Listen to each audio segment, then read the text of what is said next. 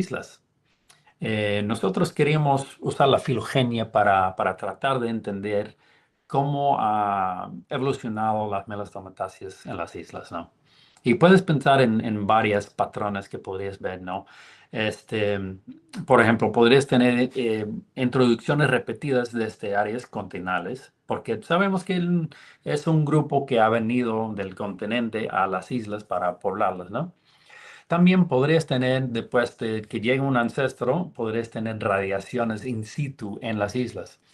Y eso podría también, o sea, las montañas podrían influir en cómo pasa eso. Podrías tener dispersiones de largas distancias entre cordilleras y eso hace que haya aislamiento entre especies, ¿no? Y especiación. Radiaciones in situ dentro de la misma cordillera puede pasar por hasta con especies en simpatría de alguna forma o por gradientes de elevación diferentes de ecología. Hay varias maneras que podría pasar. Podrías tener aislamiento perífero en cuanto tienes, digamos, una población ancestral grande y por alguna razón una subpoblación de eso se difiere de la población grande y hay especiación en esa instancia. Evolución reticulada es otra manera en que podría en que la diversidad podría suceder en este caso. Eso sería por hibridación entre, digamos, dos parientes parentales y que el híbrido no sea compatible con ninguno de los padres, ¿no? Y en ese caso podrías tener especiación como que inmediata. Y también podrías tener patrones edáficos, ya que tienes roca calcárea, volcánica, esquistos, serpentinos, muchos tipos de suelo, ¿no? Que pueden influir en esto. Bueno, primeramente, ¿qué sabemos de la diversidad de Meconia en las Antillas Mayores? Eh, en total tenemos más de 380 especies. De esas, unas 325 especies son endémicas de las Antillas Mayores.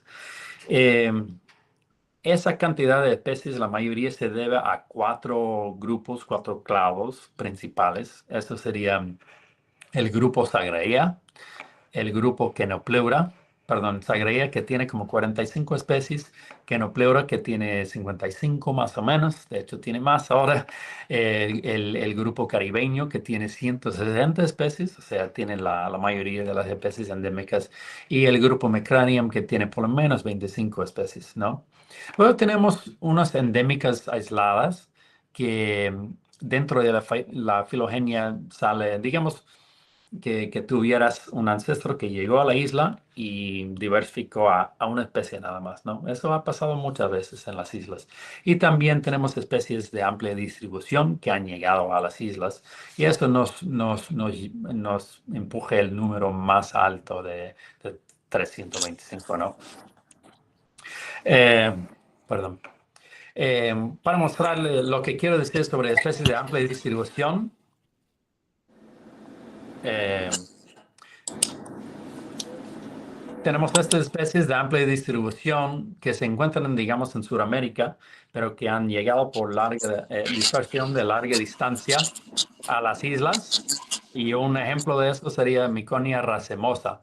Esta es una que, por ejemplo, está en Jamaica.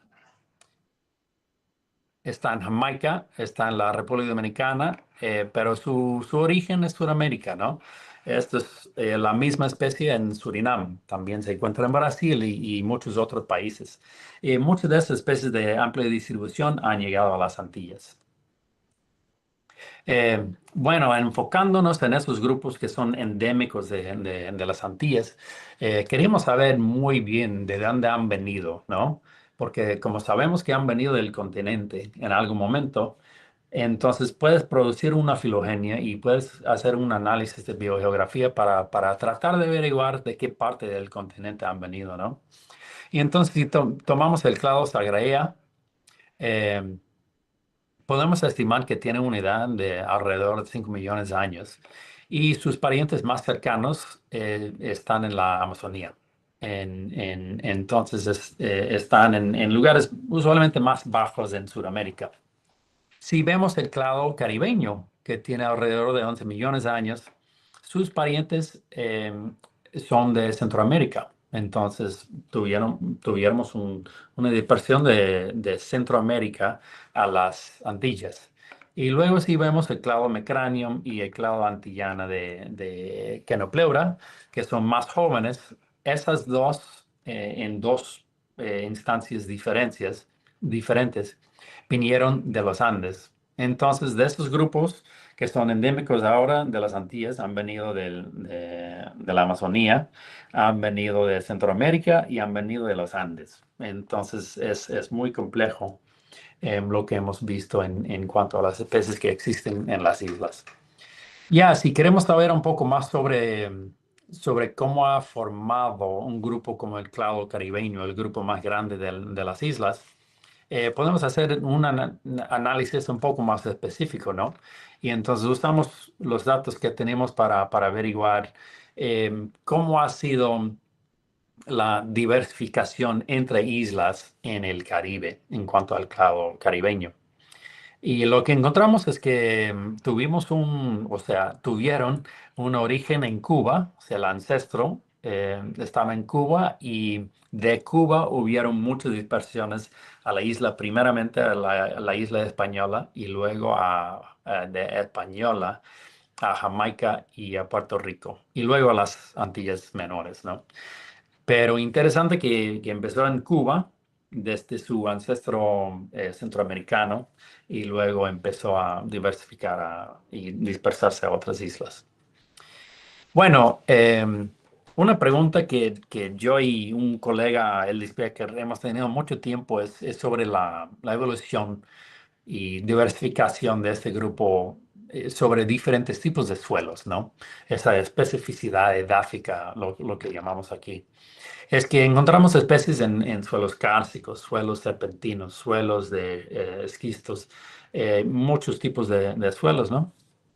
Y por algunos análisis que hicimos hace años ya, em, se veía como que pudo haber tenido un origen en suelos serpentinos del clavo caribeño y de allí diversificaron en otros tipos de suelos. Pero queríamos probar esto de nuevo, así que hicimos un tipo de análisis para ver esto. Para hablar un poco más de los tipos de suelos, como les había dicho, por los levantamientos de sedimentos oceánicos, tenemos muchos suelos kársticos en Cuba, tanto como Cuba que en la Española, pero también tenemos suelos volcánicos, principalmente en la Española, en la Cordillera Central, pero en Cuba tenemos una serie de como islas de suelos serpentinos en toda la isla y hay un montón de especies de miconia que son endémicas de esos suelos serpentinos. Entonces empezamos a colocar información sobre estas especies y vemos cosas interesantes, ¿no? Esto es Miconia lima, una de mis especies favoritas. Ocurre en suelos volcánicos y también de karsto. Y tiene una distribución más o menos amplia en la española. Tenemos Miconia granulata, que solamente está en suelos serpentinos en esta parte sur este de Cuba. Tenemos Miconia espídula, que ocurre en bajas elevaciones, solamente en Carso, y está por casi toda la isla de la Española, pero no está en el medio, donde están las rocas volcánicas. Eso es interesante. Luego tenemos Miconia ottoschmidti, algunos ejemplos nomás, de suelos de esquistos, serpentina y volcánicos, ¿no? Y esto también tiene un rango en Cuba más o menos amplio, ¿no? Entonces ya estamos viendo algunos patrones. Eh, entonces, realmente para probar esto, queríamos saber cuál podría ser el suelo, sustrato ancestral de este clado caribeño y si varía o no el suelo dentro de un solo clado, porque estuvimos viendo patrones como que algunos solamente están en karsto y otros están en serpentina, etcétera. Y cuántos cambios a otros tipos de suelos ha habido del clado caribeño. Y si este cambio de suelos ha tenido algo que ver con un tipo de modo de especiación y diversificación por cambiar el tipo de sustrato, ¿no? Si usamos una filogenia que ya tuvimos y empezamos a mapear los suelos. Y eso es lo que encontramos, que tenemos realmente es es como que entre suelos serpentinos y carzos para el ancestro de este grupo, pero tenemos dos clados que son principalmente en suelos serpentinos, aunque hay un poco de movimiento a suelos kársticos y volcánicos en esos. Tenemos un grupo que solamente están en suelos de esquistos y la mayoría de los demás están en suelos kársticos, karstos y volcánicos. Y aquí en este nudo tú puedes ver que el ancestro común está reconstruido como suelos de karsto. Bueno, un ejemplo de uno de estos clados que diversificó en suelos serpentinos. Y ha habido dos especies que también pueden ocurrir en suelos de karsto. Pero mayormente este es un grupo que solamente vas a encontrar en suelos serpentinos.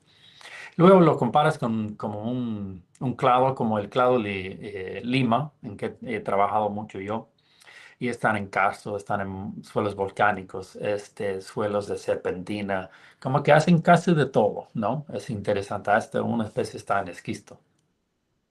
Tenemos el clado Paquianthus, que está en rojo aquí, y ese clado solamente se encuentra en esquisto. Y luego tienes el clado Chalicopteris, Chalicodomatia, que está mayormente en caso y hay unos movimientos de serpentina, rocas volcánicas. Entonces vemos patrones que hay algunos clados que casi solamente están en un tipo de suelo y otros clados que hacen lo que sea, ¿no? Están en muchos tipos de suelos. Entonces, otra vez el patrón que vimos es que las especies de amplia distribución o tienen la posibilidad de existir en muchos tipos de suelos o están en el karsto. Entonces, si están en el karsto, si pueden existir en karsto, pueden estar en donde sea en las islas. Y si pueden existir en diferentes tipos de suelos, pueden existir en donde sea. Pero los que son más especializados usualmente están en un tipo de suelo. Y vemos un patrón así. Este es un ejemplo que les voy a dar, que podría haber sido en parte por la especificidad de suelos, parece ser un catalizador de especiación en ese grupo, porque tenemos una especie que solamente está en karsto, otra especie que está en suelos serpentinos y otra especie que está en suelos volcánicos, ¿no? Entonces parece que hay patrones en cuanto a los suelos y la especiación en algunos de sus grupos. En general, el éxito de este clado más grande de las Antillas mayores es el clado caribeño, fue su habilidad de invadir suelos kársticos. Como hay tanto karsto, que realmente es muy diferente que la mayoría de lugares en donde se encuentran melastomataceae, ¿no? Usualmente les gustan los suelos ácidos, entonces que puedan y que existan en suelos kársticos es algo muy interesante. Bueno, ahora vamos a enfocarnos un poco más solamente en las miconias de la isla española. Eh, Otra vez, esta isla tiene seis eh, principales cordilleras: la Septentrional, Cordillera Central, Neiva, Caus, Bauruco y Laot. Hay casi 200 especies de melastomatáceas en la isla española. 111 de estas son endémicas. 124 de las 200 son miconia. O sea, la mayoría son miconia, que tiene sentido, es el grupo más grande del neotrópico. 96 de los 124 son endémicas, solamente de la isla española. Es impresionante. O sea, 77% de las especies son endémicas de la isla. Eh, Otra vez, como les había mencionado, es que tenemos las paleoislas, lo que nosotros referimos muchas veces a la isla norte y la isla sur de la isla española. Y eso es debido a su historia geológica, ¿no? Porque antes la isla norte y la isla sur eran islas diferentes, islas apartes. Y luego durante el Mioceno se concretaron, ¿no? Y formaron parte de la misma isla. Y cuando pasó eso también empezaban a subir las montañas, creó el hábitat necesario para que existieran muchas de estas melastomatáceas. Eh, entonces, tal vez esperaríamos ver patrones de especies que están en la parte norte o la parte sur, o tal vez si uno está en el norte y la especie hermana está en la parte sur, podría ayudar en cuanto a la diversificación, especiación de ese grupo de plantas, ¿no? Es interesante porque tenemos especies como estas dos, lima y pídula, que están en toda la isla, ¿no? Y esta espídula, una que les había mostrado antes, está en zonas bajas, bajas elevaciones, hasta 500, 600 metros, pero usualmente más bajo. Y están en suelos kársticos y están casi toda la isla, ¿no? Miconia lima está en lugares más altos, pero también puede existir en diferentes tipos de suelos y está por toda la isla. Y luego tenemos especies que están muy restringidas, ¿no? Y estos son muy importantes, las restringidas, porque tal vez nos da otro tipo de pista en cómo podrían haberse especiado. Mirando las especies hermanas, un patrón que vemos frecuentemente son estas de estas especies estando en montañas diferentes. Y en este ejemplo tenemos Miconia howardiana y tenemos Miconia campanensis. Campanensis solamente se encuentra en la cordillera central y howardiana solamente se encuentra en la parte oriental de Sierra de Bauruco. Pero se puede imaginar una, un evento de dispersión de larga distancia desde hace, no sé, 20.000 años. Y si tienes entonces una población aquí y las demás poblaciones que están 300, 400 kilómetros más al norte, ya tienes aislamiento reproductivo, ¿no? Y en ese caso, a través de los años, ya vas a formar diferentes especies. Entonces, esto es un patrón que vemos comúnmente, o sea, isla norte, isla sur, y tenemos diferentes especies. Aquí lo mismo, isla norte, isla sur, tenemos Miconia Miguel Fuertes y Miconia gracilifolia, que está en la Sierra de Bauruco al sur, y han formado diferentes especies en estos lugares diferentes. Tenemos unos casos extremos, eh, todavía isla sur, isla norte. En la cordillera central tenemos esta nueva especie que estamos describiendo y tenemos esta especie Micunia pañolensis que solamente está en un pico aquí en macizo de la Ota. Pero es otro ejemplo de estas especies hermanas que están muy alejadas uno de la otra, ¿no? Otra vez este patrón, y esto es interesante porque tenemos Miconia krugi que está en la cordillera central macizo du Nord. Y luego tenemos dos especies hermanas que están en el mismo sitio, que es en el Parque Nacional Macayá, en Macizo del Otro. Lo interesante de estos dos es que aunque están en la misma montaña, eh, están en diferentes rangos de elevación y o sea, moderadamente diferentes ecologías.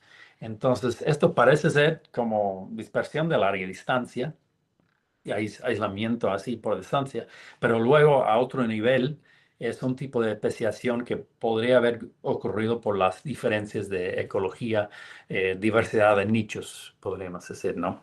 Entonces, otro tipo de patrón. Bueno, tenemos algo así. Estas son especies hermanas para Limoes y Pedunculata.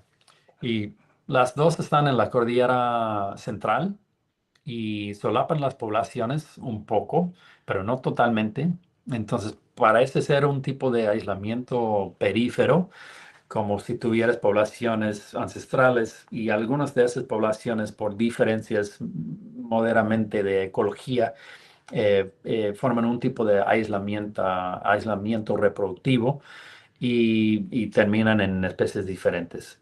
Esto es una hipótesis, esto no hemos eh, estudiado tanto, requiere más estudio. Tenemos algo similar en cuanto a Miconia lima, Miconia limoides, está mostrando ese mismo patrón. Miconia lima está por todas partes, limoides solamente está en la isla sur y a veces crecen juntos eh, y a veces las poblaciones están no solapando, ¿no? Como que casi solapando. Entonces es un patrón similar a lo que vemos con Paralimoides y Pedunculata. Ahora tenemos algunos grupos. de especies que solamente están en la isla sur y yo creo que yo diría claramente están separados por largas distancias. Algunos están en Massif de Alot, los demás están en Sierra de Bauruco, Massif de Alacel. En el caso de esta nueva especie Miconia corticana y lanceolata, de hecho están cerca, ¿no? Pero no están solapando en distribución. Esto también parece ser un poco de como que aislamiento perífero en conjunto con aislamiento de larga distancia, ¿no? Entonces, es complicado lo que está pasando en cuanto a la especiación en este grupo. Vemos algo muy similar en este otro clado, pero todavía el patrón es Sierra de Bauruco, Macizo de la otra, ¿no? Tenemos solamente las especies en la isla sur de este grupo. Lo mismo. Otro que vemos aquí, Sierra de Bauruco, Macizo de Alacel, Macizo de la Jota. Entonces, este es un patrón que se ve una vez tras otra vez. Y entonces es muy interesante este patrón también en pensar. Obviamente no tenemos muy buena idea, por ejemplo, cuáles aves podrían haber sido los dispersadores de estas especies eh, en el pasado, ¿no? Entonces, tenemos hipótesis y tenemos mucho todavía para analizar para realmente entender los patrones que estamos viendo en cuanto a la especiación de esos grupos. Pero los patrones son repetidos, entonces yo creo que tiene mucho sentido en cuanto a dispersión de largas distancias y otro tipo a veces de aislamiento en la cercanía de poblaciones, por ejemplo, de ecología. Esto es otro ejemplo de allí mismo, de macizo de la Jota, en Haití. Estas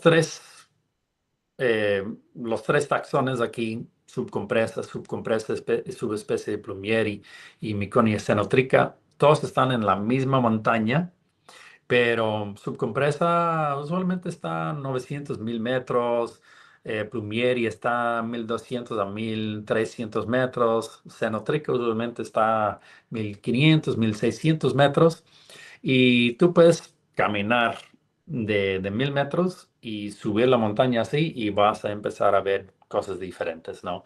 Lo que puede estar pasando aquí, que es algo, de hecho, que propuso Walter Judd en su monografía de este grupo Kenopleura, es que en este caso parece ser un tipo de aislamiento por nicho.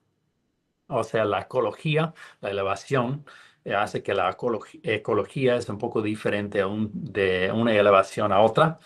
Y con ese cambio de ecología también tienes un cambio de especie, o sea, un tipo de especiación a través de gradientes elevacionales, ¿no?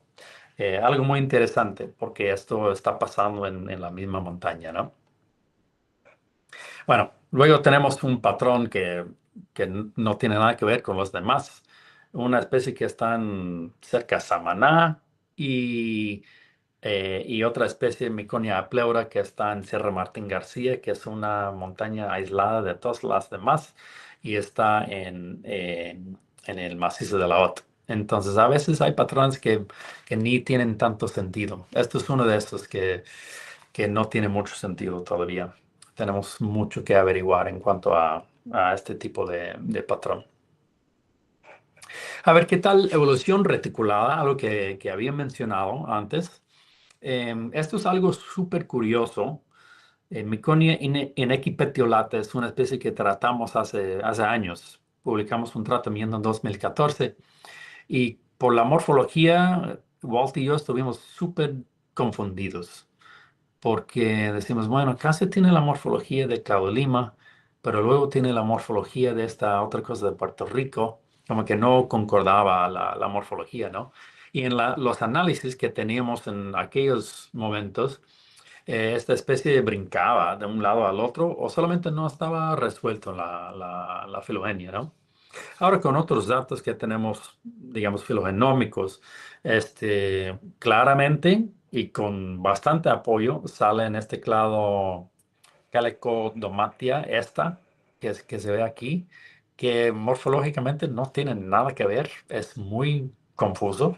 Y luego sale aquí en el clado Lima, que tiene tiene mucho que ver porque de verdad parece mucho al clado Lima. Y entonces, ay, perdón, y tenemos más de una muestra también.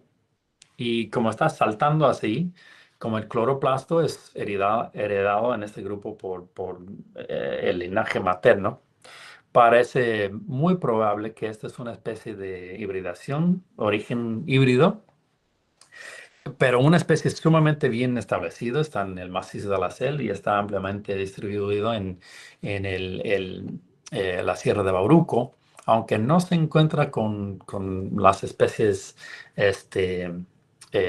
paternos, ¿no? Entonces es uno de esos casos muy intrigantes que tenemos que analizar un poco más a fondo para entender exactamente cómo originó, pero parece ser de evolución reticulada, de un evento de hibridación. Y esto podría estar pasando en otros grupos y podría hasta ser más complejo am, esta, este asunto de especiación y radiación de ese grupo en la isla. Bueno, ¿qué podemos decir sobre los patrones de especiación en Miconia de la Española? Tenemos dispersión de larga distancia entre montañas, especiación por aislamiento perífero, lo que estamos infiriendo por lo menos. Separación por gradientes de elevación es obviamente está pasando en algunos grupos como subcompresa que les mostré. Tenemos evolución reticulada y tenemos una diversificación. Yo diría que es más o menos obvio que tenemos esta diversificación en algunos clados por la adaptación a diferentes suelos en diferentes zonas. Entonces, como que lo que puedes entender de este grupo es muy complejo, la diversificación, y hay otras cosas que podríamos meter aquí, pero la diversificación de ese grupo en la española es complicado y hay muchos factores que resultan en lo que vemos ahora, hoy en día, en cuanto a la diversidad de ese grupo. Entonces, es un grupo sumamente fascinante, ¿no? Y que todavía requiere un montón de estudio. Bueno, aquí agradecimientos porque todo lo que les mostré hoy son trabajos hechos por colegas, o sea, el trabajo ha sido por mucha gente, no solamente mi trabajo, ¿no? Entonces tengo que agradecer a muchísima gente, especialmente a Walter Judd, quien me metió en el mundo de las melanosomatáceas. En la española he trabajado muchísimo con Teodoro Clase, Yomi Piña, que trabajan en el Jardín Botánico Nacional de Santo Domingo. Claro, Eric Ekman, que ha colectado melastomatáceas y como que formó la base de lo que sabemos. Dan Skeen, Lucas Bacci, un postdoc que estaba en el laboratorio, Fabián, Colangeli y mi laboratorio también, Eldis. Y hay muchísima gente que no está representada aquí, que ha sido parte del grupo de melastomatólogos y que sigue siendo y que están haciendo trabajos fantásticos. Así que, eh, bueno, esto es lo que tengo para ustedes. No sé si alguien tendrá una pregunta.